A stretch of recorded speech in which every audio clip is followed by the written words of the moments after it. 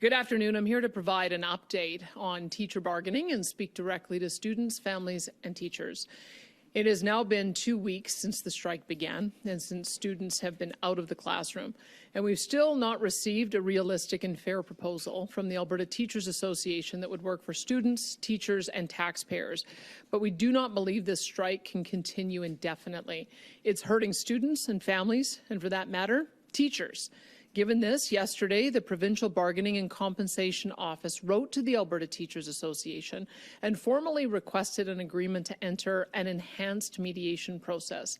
This process would have allowed students and teachers to return to the classroom starting Monday, while ATA, the Teacher Employers Bargaining Association, and a third-party mediator would work together to propose a recommended agreement. PBCO made this offer to the ATA because this strike is impacting students and families, and I'm very disappointed that the Alberta Teachers Association refused this offer. Government is trying to put kids, families, and teachers first and bring an end to this strike. The offer of enhanced mediation provided a clear path to ending it. Government's investment needs to be flexible and work for all 61 school divisions, and we want the same things as the ATA. More classrooms, more teachers, more pay for teachers, and more educational assistants. And that's why we are committed to improving the entire system. With the 12 to 17% raise that was recently rejected by ATA, teachers' salaries would have started at $70,916 and go up to $119,033. This would have made them the best paid teachers in Western Canada after provincial taxes. We offered to hire an additional 3,000 new teachers over the term of the contract, which would help alleviate classroom sizes on top of the $8.6 billion investment we made this year to build 130 schools. We also offered to hire 1,500 more educational assistants to support teachers and students each and every day in the classroom. All of this was rejected, as was the offer made yesterday that would have had everyone back in the classroom first thing Monday morning. The ATA's latest offer would have cost taxpayers an additional $2 billion on top of the $2.6 billion that we have already committed, a total of $4.6 billion. Our province is facing a $6.5 billion budget deficit this year, and we must continue to be responsible stewards of taxpayer dollars.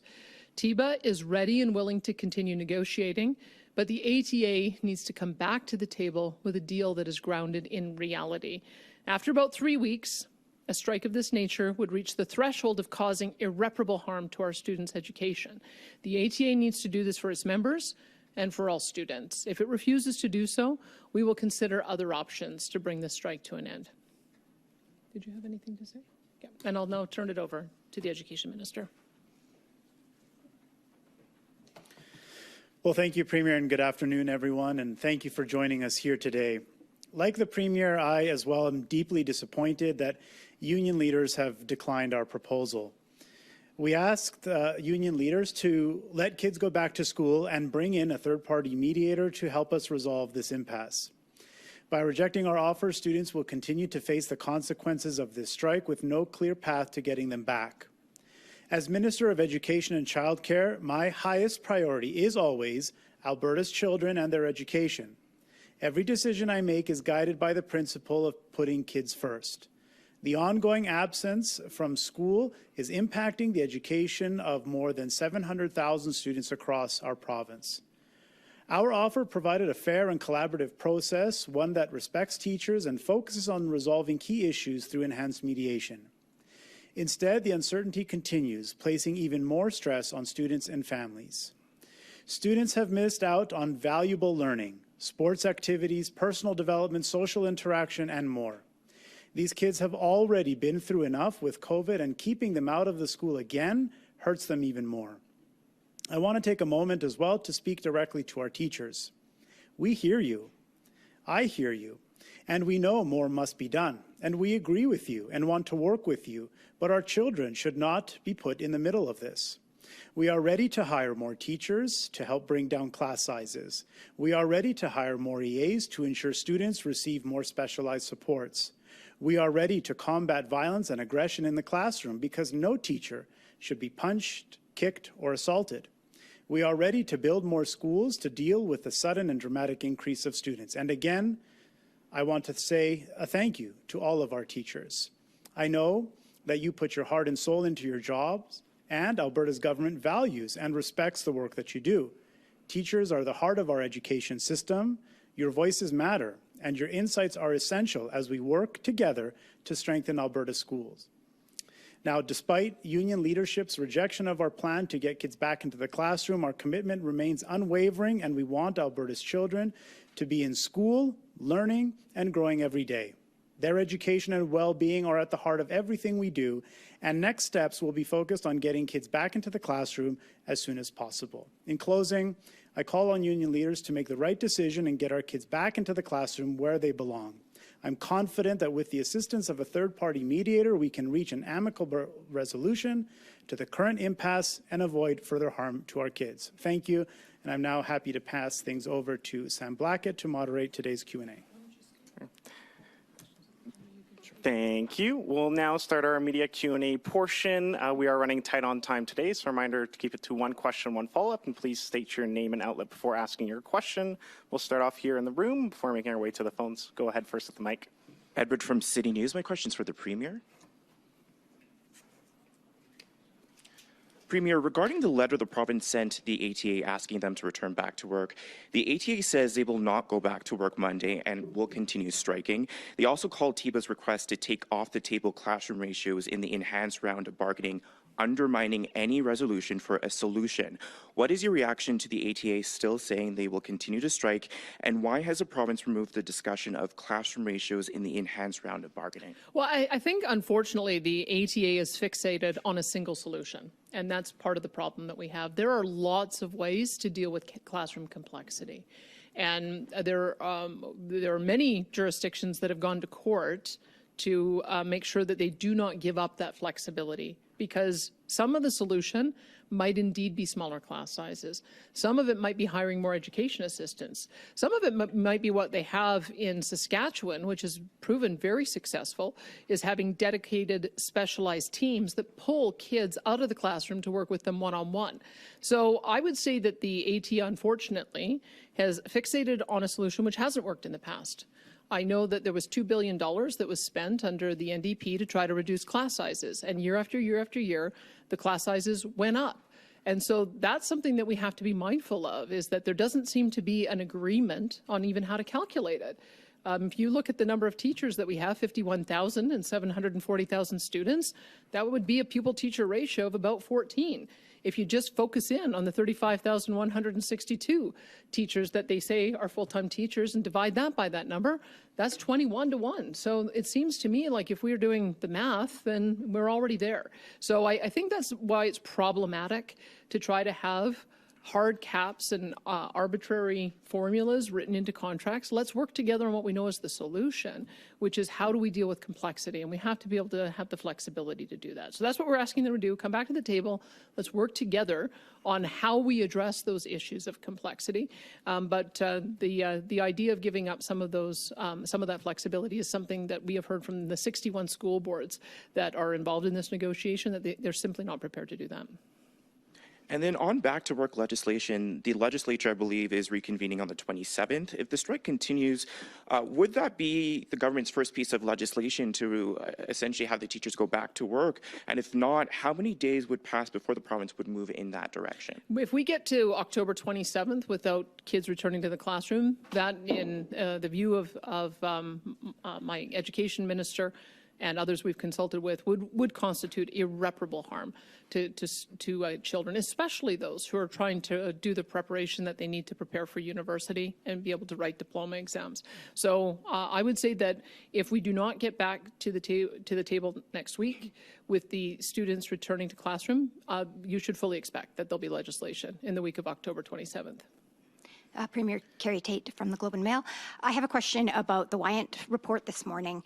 It noted that you had received briefing notes advising against the original acetaminophen ibuprofen deal. There were problems with both the original contract and the subsequent acetaminophen IV deal. I'm wondering if you can explain to us what your government is doing now in the future to get the roughly $50 million that the Wyant report tagged as money that's outstanding? Well, I hope in your reporting you point out that it's AHS decision makers who have been responsible for the contract negotiations and will be responsible for any settlement, because the Wyant report made it very clear that there was no wrongdoing on the part of elected officials, any of their staff, or any of the public servants who were involved in this. What they did indicate is that AHS decision makers had practices and policies they weren't following, and that it wasn't working. And in fact, it vindicates our decision to move the procurement function into Acute Care Alberta, which is what we're going to do. And so for future contracts, that will be negotiated through Acute Care Alberta, and AHS will no longer have the authority to do that. As for the issue of the outstanding amount owed, either in the form of medication, which I understand AHS has been working with Health Canada to attempt to get a high dosage acetaminophen so that patients in hospital would not have to use opioids. So they've been working on that since November of, I believe, 2022, and it's still going through the process. So that's one avenue that they could go, or they could seek some reimbursement if the contract is not fulfilled. So that's, again, AHS wrote the contract. AHS is going to have to find the solution. All right. In your answer, you blamed AHS. We've heard that for quite some the time. judge did. In this The judge did. period, the government was in control of AHS. It had installed an official administrator.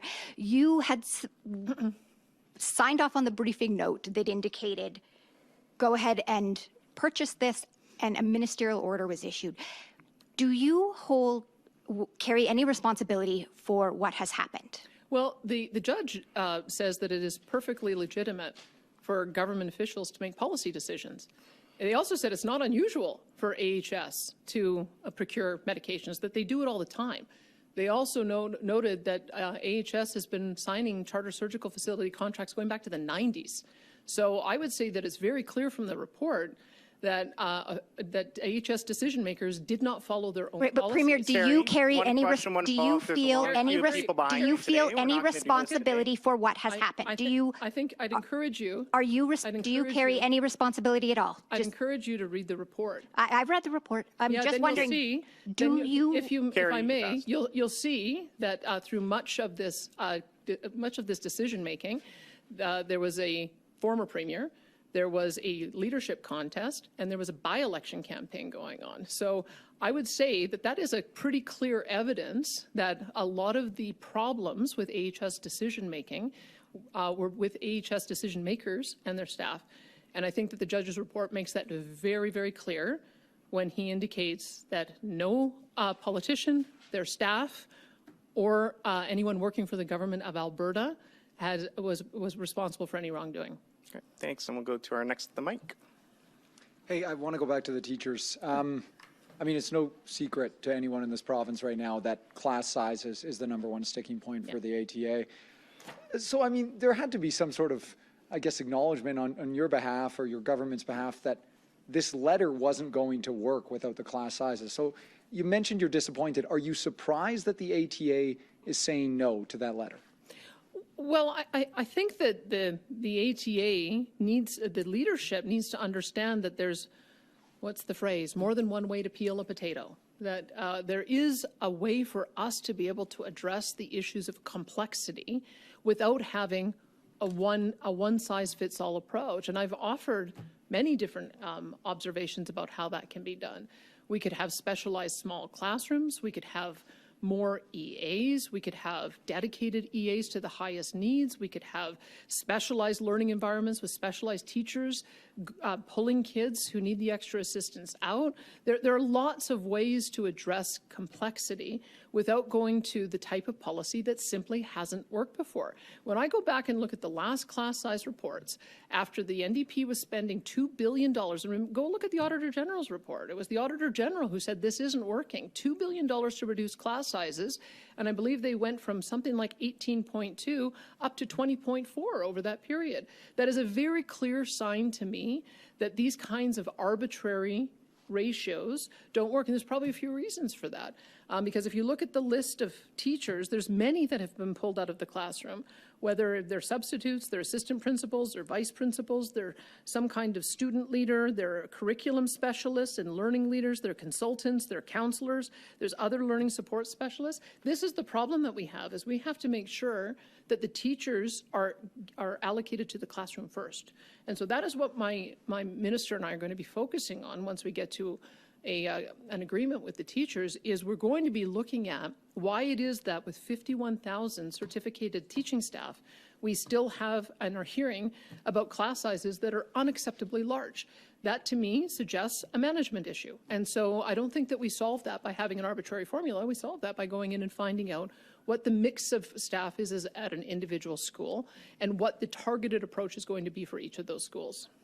I got one for you, Minister. The ATA has presented a couple different deals to its membership before, and the membership has soundly rejected those deals. So I'm just wondering, when you multiple times mention union leaders, it sounds like you're trying to villainize the union leaders here. Are you saying that they're to blame and the membership is not? Or are you saying that they carry the brunt of this work stoppage? What are you saying with that? Well, I'm saying very clearly that we understand and recognize the concerns of everyday teachers, and we are listening very carefully to the needs of teachers and students and families. And we understand, as the Premier noted, that the key issue here has to do with complexity. And we've seen a 34% increase, as an example, in the number of refugee students in the past 4 years. We've seen double-digit increases in the number of students with English as an additional language. And whenever I talk to teachers, that's the primary concern that I hear about, has to do with complexity and how we manage that. Now, as the Premier said, there's many different approaches and ways in which we could address that, but we don't seem to hear those constructive proposals coming from the union leaders at the bargaining table. We do want to address classroom complexity, which manifests in aggression, which can manifest in violence. That's why I commissioned an action team on violence and aggression in June. We want to work at addressing those issues. And we don't have any concerns with our rank and file teachers and their desire to be able to provide the best possible support for our kids and to improve their learning. And we want to work together to achieve those goals. And we believe that by bringing in some enhanced mediation, we could bridge the divide, but apparently the union leaders don't want to entertain that. Thanks, Tim. And we'll take one more from the mic and then go to the phones for a couple questions and try and come back here to the room. Go ahead. Jason Markusoff, CBC News for the Premier, please. What do the findings of the Wyant report tell you about the rightness or wrongness of Athana Mentzelopoulos' concerns about the contracts before your government fired her? Well, I can tell you that a lot of the revelations that we heard are news to us. And there are some good questions about why it is AHS decision makers and managers didn't flag some of these issues of conflict of interest, that they didn't flag some of the irregularities in the procurement processes. I mean, that they skipped steps, didn't even go to a lawyer on a $70 million contract. I can tell you we don't do that in government. In government, my Treasury Board president requires items to go before Treasury Board if they are $2 million or higher. We can't. Our ministers do not have the latitude to reprofile dollars that are higher than that. So we've got these kinds of rigid practices. We've got 12-year cooling off periods that we're very rigid about enforcing. And so what it tells me is that, yeah, AHS procurement was a bit of a mess, and that's the reason why we had to take it over from them. So that's why the future procurement decisions are going to be made through Acute Care Alberta. You personally championed the purchase of the kids' Tylenol. Mm-hmm. Your minister directed the order of the purchase over your Ministry of Health's recommendations not to go through with this. Judge Wyant could not find from anything he looked at or tell from anybody he spoke to how much MH Care, the company run by Sam Maraish, made for each bottle, $14 bottle of Tylenol. Do you know the answer to that question, and do you care about the answer to that question? I don't know the answer to that question. That's why it's alarming that AHS would write a contract where they don't have those kind of details, why there's so many irregularities, and why it is we have to take over procurement from AHS, because they decision makers clearly made mistakes in this case. And so we're looking forward to implementing all of the judge's recommendations in our new procurement division. And I've charged DM Dale McPhee on doing that, as well as making sure that those same recommendations apply across all government procurement. Because I think what the judge indicated is that this was not unfamiliar work to ask an agency to do. Asking an agency to procure medicine is a fairly routine practice of AHS.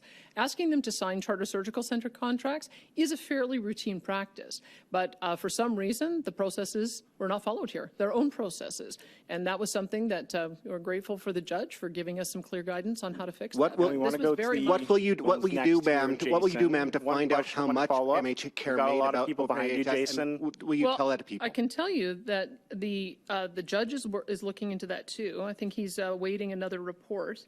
RSM Canada, in his report, has been contracted to review the details and provide Judge Wyant a reconciliation of the numbers and detail the amount of product that is still in the possession of AHS. And then when that report is received, it'll be provided by government and it will be made public. Perfect. We're going to go to the phones next here. Before that, just want to quickly clarify your comments there, Premier, on the cooling off period. I believe you meant 12-month cooling off period, not 12 years. Oh, 12 months. Yeah. Pardon me. That'd be a long time for a cooling off period. 12-month cooling off period. So we'll go to the phones next here. Operator, could you put through our next caller, please? We have a question from Rahim Mohammed from Post Media. Your line is open. Hello, this question is for the Premier. So over the weekend, the Chinese ambassador said pretty clearly that China would be willing to drop tariffs on canola and other agricultural products in return for Canada dropping the 100% tariff on Chinese electric vehicles. Since then, we've seen, I'd say, a predictable pattern with you and the other Western premiers jumping at the idea and Doug Ford over in Ontario looking to stonewall. Is there kind of a Team Canada compromise that you can envision for this impasse, or is it another situation where we're likely to see the West get the short end of the stick? Well, I'm very sympathetic to what Doug is experiencing in Ontario. Not only is he most impacted by auto sector and steel, he's also impacted by steel. And that's part of the reason I signed an MOU with Ontario that we would prioritize buying our fleet vehicles from the list of cars that are finished in Canada, mostly in Ontario. And I would encourage others to do the same. Ontario produces, I believe, about 1.2 million vehicles. And many of them are not only all the way from heavy-duty trucks all the way down to hybrid vehicles as well. So that's our commitment. And I think that that's the kind of cooperation that more and more premiers are going to have to do, is if we're going to see a fewer number of finished cars in Ontario headed to the U.S., then we should look at changing our own purchasing practice so that we can support each other. When it comes to the retaliation on China on cars, I think it kind of misses the point. I think that what the Americans are concerned about is Chinese steel coming into the Canadian and Mexican market and being dumped into the U.S. I could be wrong, but I don't even think that this is a real priority for the Americans. I think that the issue around the EV tax may have been done at the time to try to provide some kind of pathway to a resolution with the U.S. president. I don't think I've ever heard the U.S. president raise that. So all it's doing right now is harming Western Canadian farmers, and it's not even protecting Doug's industry, because they don't have an electric vehicle industry. So it's a bit of a phony war that we've put in place 100% tariff on an industry that doesn't exist, and meanwhile the industries that do exist are getting punished. So I think there's other ways that we can help out the Ontario auto sector, but it's pretty clear to me that 100% tariff on EVs isn't the way to do it.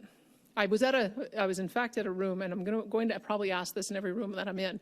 If there was no tariff on electric vehicles coming from China, how many of you would buy an electric vehicle from China? And I get 0 hands being raised in the room everywhere I go. So if there is some notion that there's a whole pile of Canadians just waiting to displace Ontario's cars so that they can buy Chinese electric vehicles, I just don't think that's true. And an unrelated follow-up, I wanted to get your thoughts on the Conservative Party leader, Pierre Poilievre's recent comments on the RCMP's handling or mishandling of SNC-Lavalin and other Trudeau-era scandals involving the federal Liberals. He went so far as to call their handling despicable and suggested they were involved in covering up some Liberal misdeeds. Are these sentiments that you yourself would echo from what you know of the situation? And do you have similar concerns about political bias on the part of the RCMP that would make it more imperative for Alberta to move to a provincial police service? Well, I don't have an opinion on the first, but what I will say on the second is that we have a contract with the RCMP that they are not fulfilling. They are supposed to provide us with 1,911 officers, and they routinely do not. We routinely have 400 or more officers that are vacant in detachments. We have detachments that sometimes have no officer on call, and we don't see any path forward for how that's going to be remedied. In addition to that, we also see that the federal government issued a white paper in March saying that they want to remove RCMP from community policing. So when we take all of that together, I would say that we are very supportive of the RCMP moving to a federal policing role, and that that's part of the reason why we were preparing our sheriffs to be able to take over on a variety of different policing functions where there are holes. We've already seen that we've had to. We've had our sheriffs have had to develop their scan team, which shuts down drug houses. We've got a surveillance team. We've got a fugitive apprehension team. We have a border security team. We've had them embedded in Calgary and Edmonton in doing frontline policing, and we'll continue to do more of that as long as we continue to see holes in the RCMP enforcement. Thank you. We have time for a couple more questions. We'll take one more from the phones and then come back to the room. Operator, could you put through our next caller, please? Next question is from Jack Farrer from the Canadian Press. Your line is open. The first question for the Premier on the Wyant report. Can you explain why yourself, Minister LaGrange, and former Minister Copping, and even your Chief of Staff, Rob Anderson, weren't interviewed by the former judge for this investigation? Did you guys decline to be interviewed, or you just weren't asked? I told everyone on my staff in my cabinet, as well as the public service, that I expected them to cooperate with Judge Wyant, and he had free rein to ask anyone he wished to for an interview. He could have interviewed any minister, political staff, aide staff, or anyone else that he saw fit. Obviously, those who no longer work for us, we were not able to ask them to do that. That was up to themselves. But he concluded that there was no evidence that there was any minister, political staff member, or member of the Alberta Public Service that acted improperly in this matter. And I can only presume that's why he did not make a request for interviews. And then on the teacher strike, so it seems pretty clear to me that you guys are gearing up to table back-to-work legislation when, you said yesterday you were about to meet, the definition of irreparable harm there. You need that to table this legislation. What is your level of confidence that back-to-work legislation would stand in the courts this time round after the previous order in 2002 was turned down by a judge? Well, we'll be hoping that doesn't happen. I mean, this is part of the reason why we wrote the letter to the ATA, is we're committed to getting kids back in the classroom. But I would also say that we are also committed to making sure that kids are not harmed. And I think a press release went out today saying that we have had to make the difficult decision to make diploma exams optional so that no one is impacted in their final grades. There's a lot of kids who may choose to take those exams if they want to go on to university, and so we'll make that option available. But those are the kind of things that I'm talking about with irreparable harm. We don't want to be impacting the ability of kids to start planning for where they're going to go to university, and it starts impacting them as soon as grade 11 because you can get early admission into university. So we think that 3 weeks is about the limit of what students can handle before we start seeing irreparable harm, and that's why we're still hoping that we get teachers back in the classroom and that we can negotiate a settlement. That is by far preferable. But at the moment, we've had 2 negotiated settlements, both of them put to teachers, and they've been rejected. So we live in hope, but we're planning for the other option. And we just have time for one more question today. We'll come back to the mic. Go ahead.